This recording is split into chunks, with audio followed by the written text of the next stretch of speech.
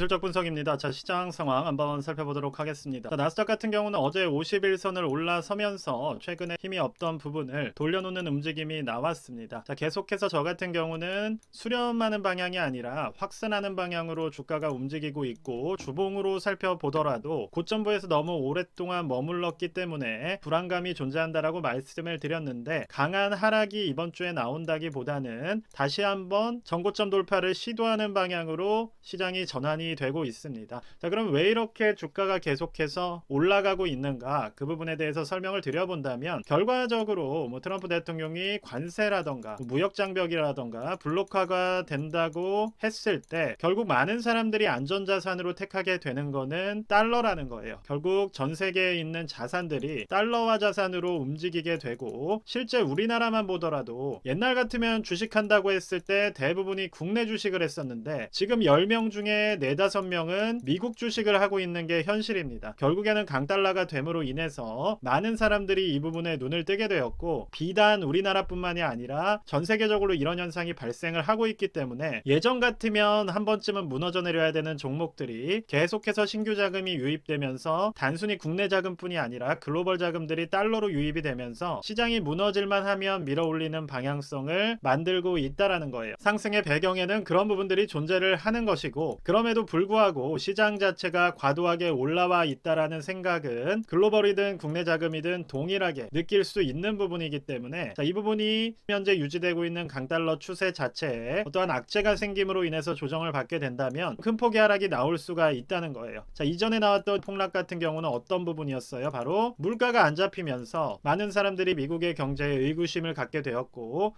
그 부분이 지속적인 하락으로 발현이 됐던 것이고, 지금 같은 부분에서는 금리 이슈가 존재를 하고 있는 상황입니다. 즉 채권 금리가 계속해서 높은 추세에서 유지가 되고 있기 때문에 10년물이라던가 2년물 같은 이러한 채권 수익률 자체가 보시는 것처럼 전혀 낮아지지 않고 있는 모습이에요. 10년물 같은 경우는 오히려 기준금리를 두세 차례나 인하를 했음에도 불구하고 이전과 비슷한 고점 부근에 도달을 해 있기 때문에, 이러한 부분들은 여전히 불안 요소로 작용을 하고 있다, 이렇게 보실 수 있을 것 같습니다. 그럼 개별적인 종목에 대해서 우리가 어떻게 대응해야 되는지 말씀을 드려본다면, 반도체 섹터 같은 경우는 주봉 추세가 꺾여 내려가는 흐름이 나오다가 한번 이렇게 디뎌주는 흐름이 나왔어요. 여기서 아마 재차 꺾였다고 한다면 하방이 열리면서 저 같은 경우는 200일선까지의 조정을 우려했던 부분인데, 이 부분에 대해서는 그나마 반등이 나와주면서 반복해서 강조를 드렸었죠. 일간으로 보나 주간으로 보나 지금 보여지는 이 210달러 라인을 이탈하게 됐을 때는 손절이 나가야 된다라는 점을 강조를 드렸습니다. 제 영상을 통해서 드리는 말씀들은 올라간다 내려간다를 맞춘다기보다는 그 상황이 왔을 때 어떠한 대응을 가져가야 우리가 자산을 지킬 수 있는지에 대해서 말씀드린다고 보시면 될 것 같아요.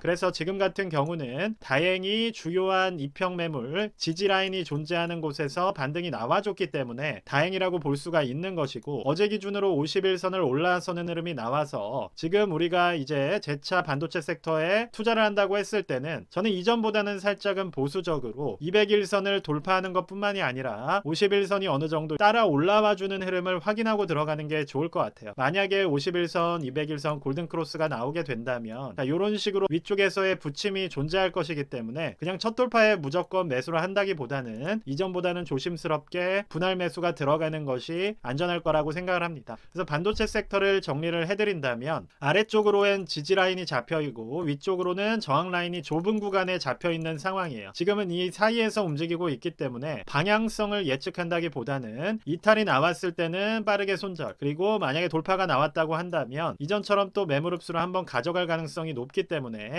이 매물 흡수 과정에서 이평의 이격도가 줄어드는지를 확인하면서 매수에 들어간다면 더 안전하게 투자할 수 있다라고 생각을 합니다. 반도체 섹터 같은 경우도 이전에 보시는 것처럼 50일, 200일선 골든크로스가 나오는 부분들이 대시세 초입의 모습을 보였었기 때문에 지금 같은 경우에도 높은 위치에 존재를 하고 있고, 이렇게 조정을 길게 가져간 것이 아닌 상황이어서 바로 올라갔다라고 매수가 들어가기보다는 이러한 골든크로스에 접근하는 흐름이 확인이 되었을 때 반도체 섹터에 투자를 해주신다면 안전한 매수가 이루어질 수 있다라고 생각을 합니다. 자, 개별적인 종목으로 이제 테슬라에 대해서 강조를 최근에 드렸었는데, 말씀드렸던 흐름대로 정확히 움직이는 모습이에요. 자, 보시는 이 빨간 선이 제가 1, 2차 매수 구간으로 말씀을 드렸던 구간인데, 정확하게 지금 1차 매수 라인 지지라인에서 반등이 한번 나와줬습니다. 자, 그렇다고 해서 이 개상승으로 이어지는 반등이라고 보기는 확신하기가 어렵기 때문에 1차적으로 매수라인에서 단기적인 V자 반등이 나올 수 있다는 점을 강조를 드렸던 것이고, 주요한 지지라인이 1차로 여기에 잡혀있기 때문에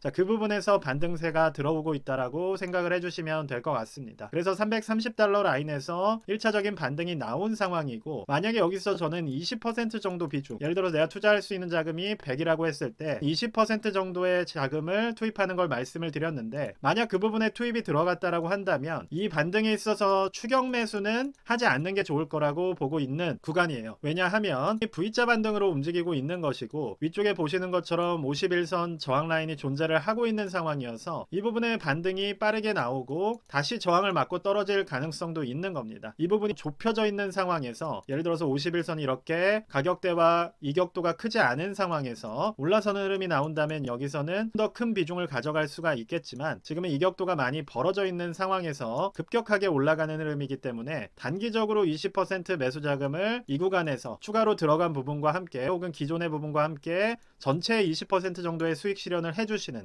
이러한 전략을 가져가실 수도 있는 것이고, 그게 아니라면 장기적으로 평단을 낮춘다는 생각에서 1차적으로 안전한 구간인 지지라인에서 평단을 한번 낮춰주시고, 향후에 맞고 떨어지는 흐름이 나오더라도 2차 지지라인에서 평단을 또 낮춰주신다면 결국 우상향하는 흐름이 무너지지 않는 상황에서는 남들보다 저렴한 가격대에서 장기 보유를 할 수가 있기 때문에, 그러한 부분들을 염두에 두시면서 시장을 대응해 주시면 될 것 같습니다. 그래서 테슬라는 급하게 생각한다기보다는 높은 위치에서의 매수는 위험하다는 말씀을 드렸었고, 51선 이탈이 나왔을 때도 떨어지는 걸 팔로우하면서 매수를 하게 되면 결국 높은 위치에서 평단만 계속 높아지기 때문에 큰 틀에서 1차, 2차 매수를 가져갈 것을 설명을 드렸습니다. 결국 그 흐름에 맞춰서 지금 시장에 조정이 나오고 있고 반등이 나온 흐름이어서 그 부분 기억해 주시면서 추가 매수 전략 가져가 주시면 좋을 것 같습니다. 또 국내에서 많이들 투자하시는 종목이 일단 팔란티어와 아이온큐라는 종목이더라고요. 그래서 이 두 종목에 대해서도 말씀을 드려본다면, 팔란티어 같은 경우는 개인적으로는 이격도가 너무 벌어져 있다라고 생각이 됩니다. 지금 201선과 51선과의 이격도가 정말 큰 폭으로 벌어져 있고, 수익으로 본다고 했을 때는 퍼센테이지 상으로도 51선과 30%,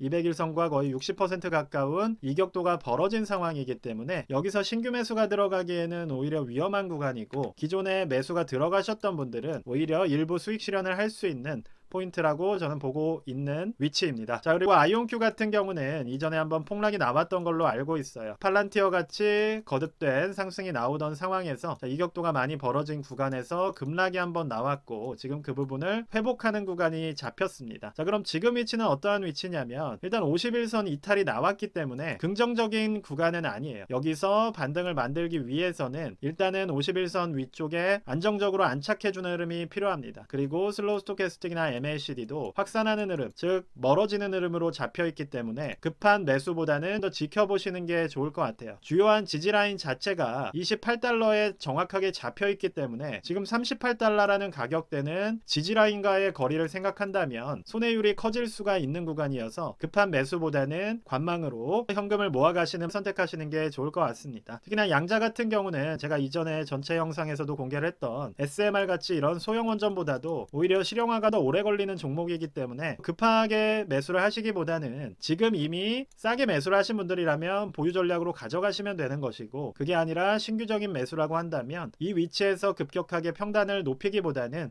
좀 더 시간을 가져가면서 낮은 가격대에서 혹은 주요한 지지라인에서 평단을 낮춰주시는 전략을 고려하시는 게 좋을 것 같습니다. 특히 주봉, 장기 추세로 보더라도 보시는 것처럼 계속해서 올라오던, 꽤 오랜 기간 동안 올라오던 상승 추세를 지금은 어느 정도 확산하는 흐름으로 돌려놓은 상황이기 때문에, 자, 이 부분이 이렇게 회복될 때까지는 관망해 주신다는 생각으로 종목 접근해 주시면 좋을 것 같습니다. 자, 일단 오늘 영상은 여기까지만 말씀드리도록 하겠습니다. 감사합니다.